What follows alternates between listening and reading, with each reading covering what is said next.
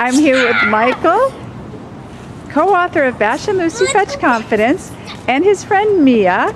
And today, he's accidentally stuck right now, but today, when he comes back, they're going to review Mr. Spunky and His Friends, right? And I know this is a book that Michael really likes. It's based on a true story. And it's based on a partially true story.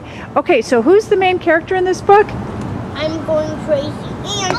And want me to tell you the names? Yes. So what happens?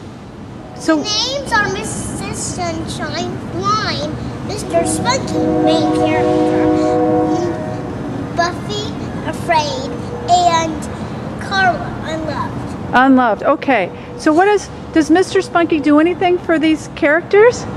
He makes friends with them by talking to them and saying, "We're going to the beach." And then he's saying those things, and then we have to think about it for a while, I guess. Oh, you got to turn around or we can't hear your words.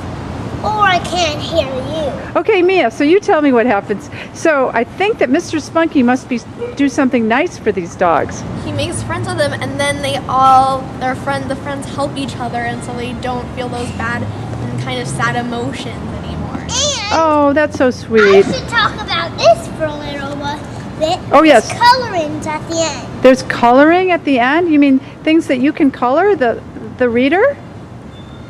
And can you show me some of the illustrations? Oh, you're gonna have to turn around. Oh, there's pages you can color at the end. And then you can have your own coloring book and book. Alrighty. Can you show me the cover one more time? Cute illustrations. Spunky and his friends want me to show you the whole picture.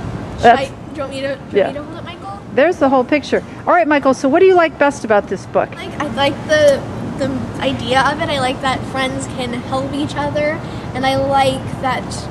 Yeah, I like the idea, and I like how it's interactive with the coloring pages also.